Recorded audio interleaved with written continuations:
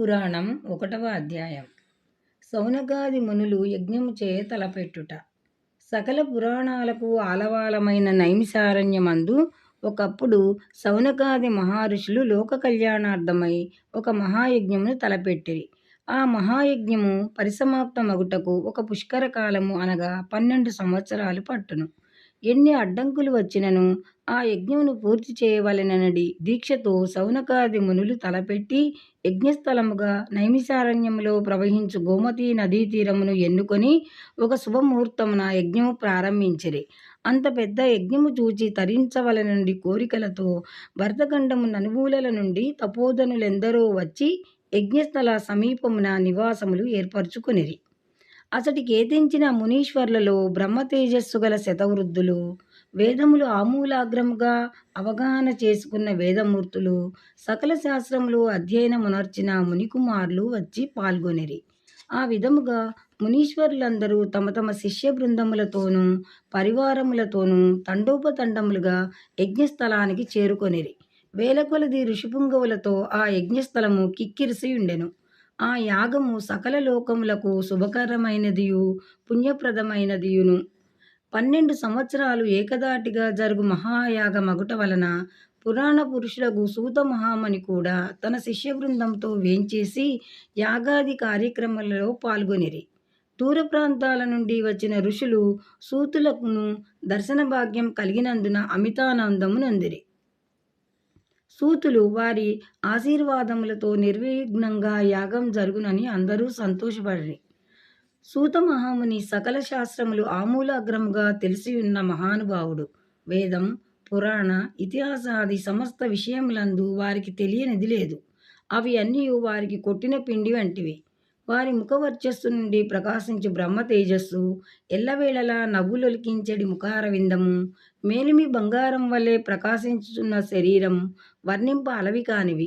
అటువంటి పుణ్యపురుషుడగు సూత మహాముని ఆగమనమునకు స్వాగతం పలికి సాష్టాంగ దండ ప్రణామములు ఆచరించి యజ్ఞం జరుగు ఆ 12 సంవత్సరాల్లో ఎన్నియో పురాణగాథలు విని తరించవలెననడి కోరికతో మునిపుంగవులందరూ వేచి ఉండిరి.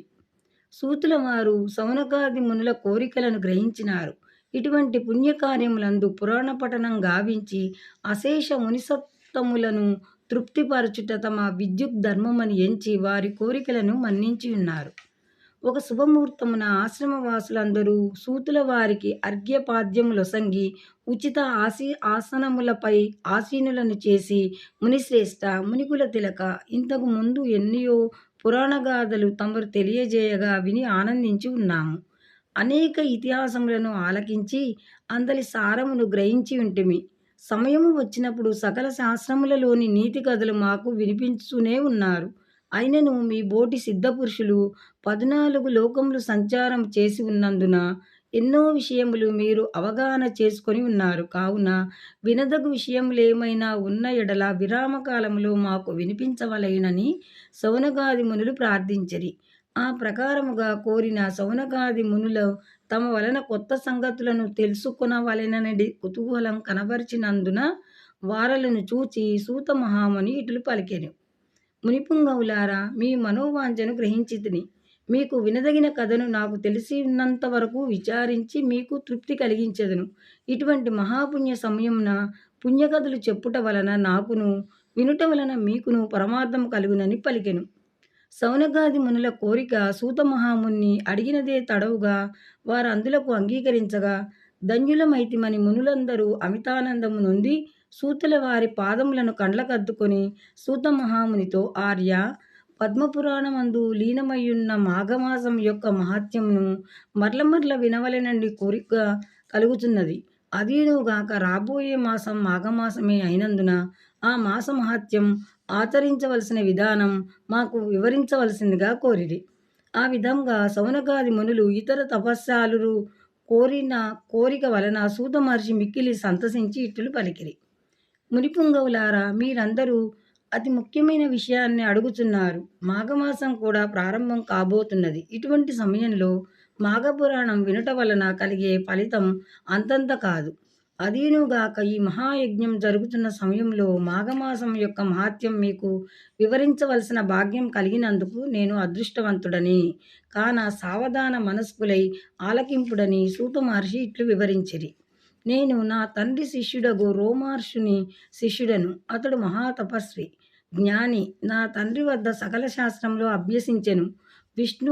విష్ణు అంశ సంభూతుడగు వేదం వ్యాస మహర్షికి ప్రియపాత్రుడను. వారి దయ వలన నాకు కలిగిన జ్ఞానంతో మీలాంటి వారు అడిగిన ప్రశ్నలకు జవాబు చెప్పగల శక్తి సామర్థ్యములను కలిగిన వాడనైతిని. నేను తెలియజేయుచున్న నీతి బోధలు సకల లోకములకు శుభములు కలుగును. మీరు అడిగినట్టులే పూర్వం దిలీప మహారాజుకు తన కులగురువైన వశిష్ఠ మహాముని మాఘమాస మహాత్యమును వివరించినారు. ఆ విషయమునే నేను మీకు వివరించబోతున్నాను. మాఘమాసం 1వ అధ్యాయం సమాప్తం.